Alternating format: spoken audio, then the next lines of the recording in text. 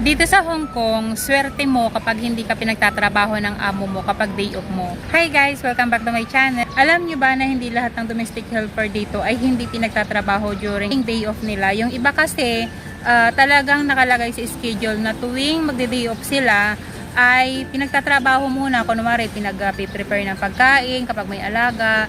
And then kunwari pinaglilinis ng bahay. And then pagdating nila talagang naka-schedule pa rin yan na magtatrabaho ka bago ka matulog. Pero actually guys, hindi dapat or hindi tama yung gano'n na kapag day off ay pinagtatrabaho ka pa rin.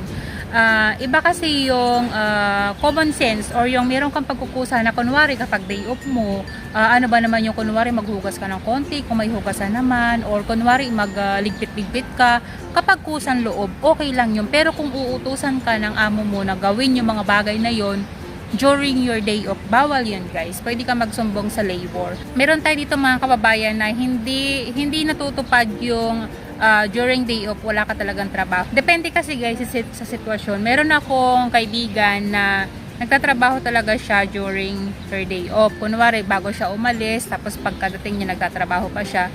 Sinusunod niya lang kasi nga sobrang bait naman ng amo niya, and parang give and take na lang yung kanyang ginagawa kasi nga sobrang mabait naman yung amo niya. Pero kung tutuusin guys, bawal talaga yun na pagtatrabahuhin ka during your day off. Pero dahil sabi nga niya mabait naman yung amo niya, kaya okay lang. Naman talaga ditong amo na talagang hindi ka talaga pagagawin kapag yung day off mo.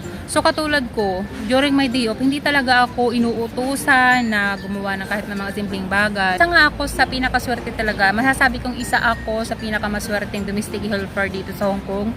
Bukod sa may sarili na akong kwarto, tapos yun nga during my day off, talagang hindi nila ako uutusan, hindi nila ako uobligahin bago ako umalis or pagkadating ko.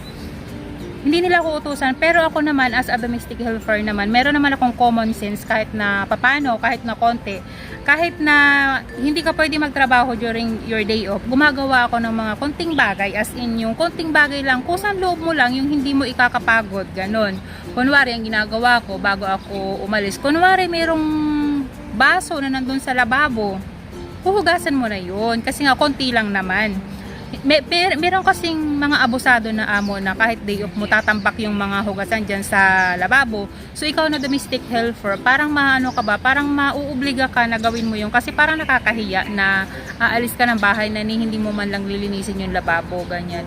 Pero merong amo na talagang sasabihin sa'yo na hindi mo kailangan galawin yan kasi nga day off mo. Mula noon hanggang ngayon, nagtatapon lang ako ng basura. Yung maliit na bagay, simpleng bagay lang na gagawin mo, ma-appreciate na nila yun. Sa akin lang to ha, hindi ko sinasabing tama ako, sa akin lang to ha. Parang alam niyo, mas masarap kasing pagsilbihan yung mga amo na yung gawan mo ng mga bagay na gano'n, yung kahit day off mo is maggumawa-gawa ka sa bahay nila.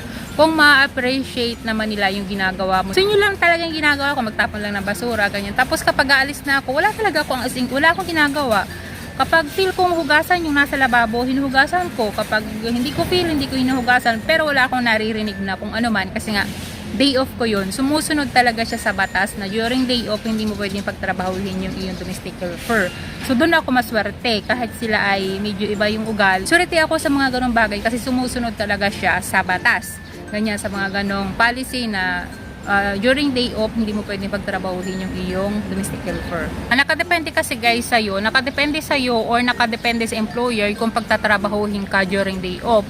Or nakadepende nga sa'yo kung papayag ka. So umpisa pa lang guys, kung kunwari during your day off, pinagtrabaho ka niya, and then pumayag ka. So ang ibig sabihin, iniisip kasi ng amo na okay lang sa'yo na magtrabaho ka during day off. Pero kung umpisa pa lang at ayaw mo na ganun at sinabi mo sa kanya, pwedeng hindi na niya gawin yon. Or meron kasing mga employer na kapag inutusan ka niya during your day off na sinabi mo na base sa kontrata na hindi ka pwede magtrabaho during your day off, iti-terminate ka naman. So yun naman yung kalaban natin dito, termination naman.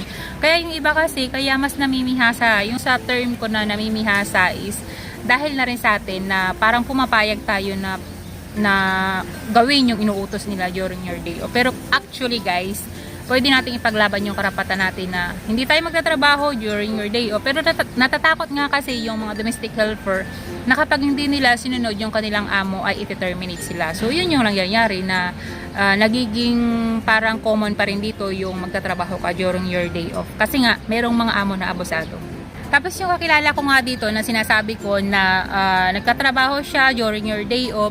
Kasi yung sinasabi niya talaga guys is masarap pagsilbihan yung mga mababait na amo, yung tipong itinuturing kang parang isang tunay na pamilya. So sinasabi niya na okay lang sa kanya na magtrabaho siya during the day off kasi nga parang ibinabalik niya lang yung binapakita sa kanya ang kabutihan ng kanyang amo. So yun nga yung point ko din dun guys. Kung ang trato naman sa iyo is super okay and walang problema sa amo, masarap talagang pagsilbihan yung mga amo na sobrang babae. Kinagantihan mo lang yung kung ano yung pinakikita sa'yo nung amo mo, parang ibinabalik mo lang. So, dun sa kakilala ko na okay lang na magtrabaho during day off.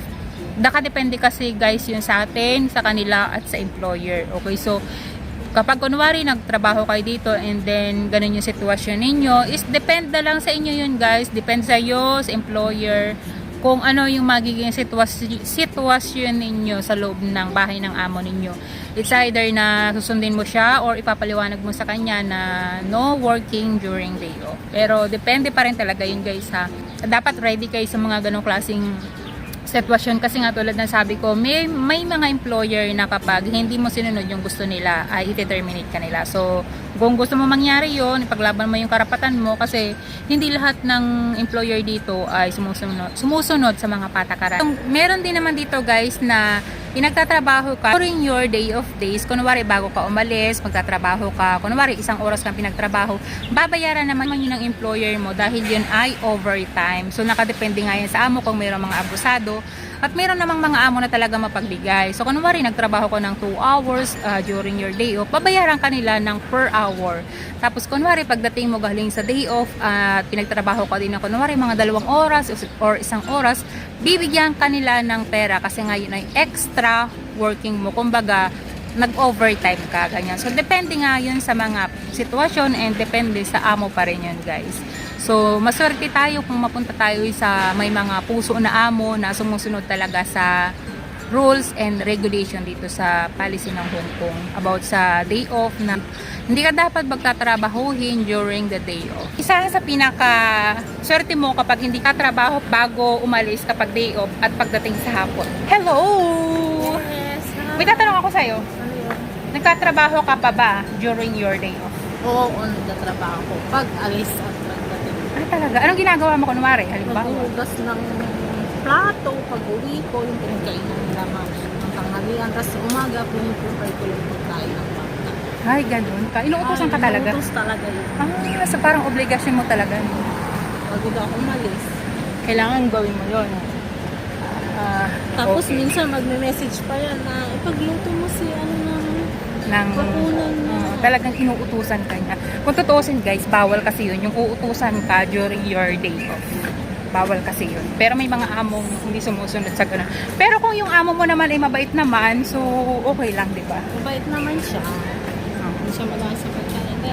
Medyo Okay na kahit uutusan ka niya during your off day. pero hindi ko i-tolerate. Oo, dapat hindi mo siya hinahayaan kasi namimihasa. So yun, nagtatrabaho siya during her day off.